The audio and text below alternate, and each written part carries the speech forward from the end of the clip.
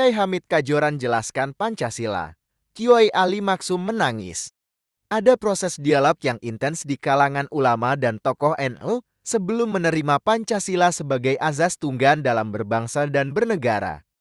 Dialog tidak hanya dilakukan di forum-forum formal ilmiah akademik yang mengeksplorasi argumen dan gagasan rasional, tetapi juga di forum non-formal seperti silaturahim dan anjang sana, serta forum mujahadah dan riyadhah yang mengeksplorasi aspek batiniah spiritual. Salah satu forum tabayun dan dialog informal mengenai kajian terhadap azas tunggal Pancasila penulis prolegg dari Gus Amin Hamid Kajoran, putra Kiai Hamid Kajoran yang menjadi saksi sejarah atas peristiwa yang monumental ini. Diceritakan oleh Gus Amin, pada suatu hari, ada beberapa kiai yang sowan menghadap Kiai Hamid Kajoran, di antaranya Kiai Ali Maksum, Krapiak, Yogyakarta, Kiai Mujib Ridwan, Surabaya, dan Kiai Imron Hamzah, Surabaya. Ada juga waktu itu Kiai Fauzi Bandung yang disopiri oleh Kiai Saiful Mujab, Yogyakarta. Kiai Ali Maksum adalah salah satu anggota tim bentukan PBNU yang ditugasi untuk melakukan kajian mengenai azas tunggal Pancasila. Tim ini diketuai Kiai Ahmad Siddiq dengan anggota Kiai Mahrus Lirboyo, Kiai S.H. Syamsul Arifin Situbondo, Kiai Maskur Malang, dan Kiai Ali Maksum Krapiak. Para kiai ini menyampaikan kepada Kiai Hamid Kajoran bahwa ada upaya pemaksaan dari pemerintahan Soeharto untuk menerapkan Pancasila sebagai asas tunggal. Mendengar pernyataan ini, Kiai Hamid langsung menjawab, "Loh, kok pemaksaan? Pancasila itu kan milik kita.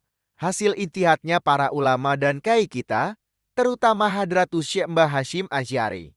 Lah, kalau sekarang mau dijadikan azas tunggal ya alhamdulillah. Itu artinya dikembalikan ke kita, kok malah kita merasa dipaksa." Mendengar jawaban Kiai Hamid ini, semua tertegun. Kemudian Kiai Ali bertanya, "Ini tafsirnya bagaimana?" Atas pertanyaan ini, kemudian Kiai Hamid menjelaskan soal sejarah dan tafsir Pancasila menurut ulama NU. Dijelaskan bahwa Pancasila merupakan penjelmaan sublimasi ajaran Islam yang mentaatkan syariat, akidah, dan tasawuf. Oleh karenanya, kita bisa menjalankan dua sila saja dari Pancasila secara konsisten dan benar, insya Allah kita bisa menjadi wali.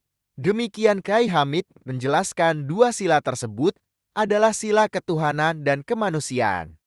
Mengamalkan sila ketuhanan artinya kita memahami dan mengerti Tuhan dengan segala kekuasaannya, perintah, dan larangannya.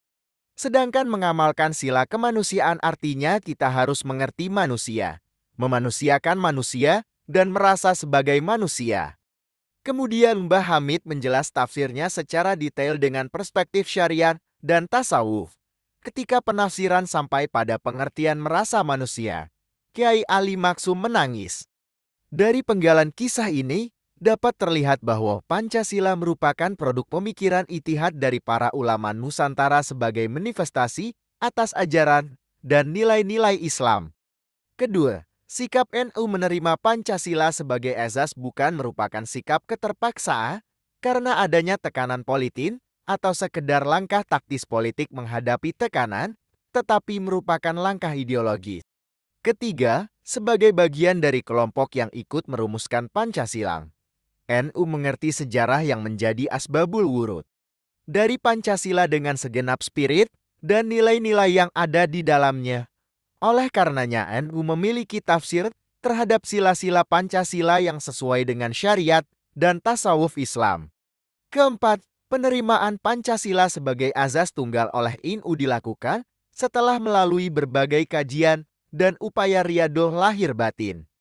Sebagaimana yang dilakukan para masai NU saat menerima Pancasila sebagai dasar negara, jadi sama sekali bukan keterpaksaan.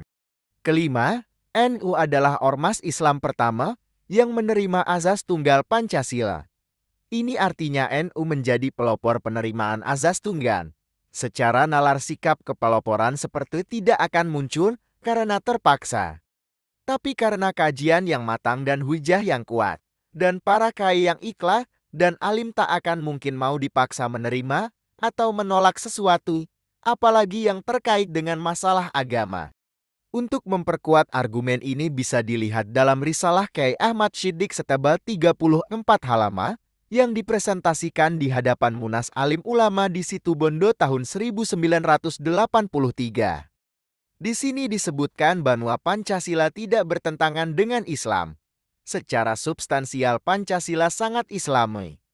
Bahkan butir-butir dari Pancasila adalah wujud dari nilai-nilai Islam. Sila pertamanya mencerminkan tauhid, sedangkan sila-sila lainnya representasi dari syariat. Dalam naskah ini tak ada satupun argumen politis yang mencerminkan keterpaksaan NU menerima azas tunggal Pancasila. Demikian kisah Kiai Hamid Kajoran jelaskan Pancasila. Kiai Ali Maksum menangis. Semoga manfaat. Wallahu alam bishawab. Terima kasih.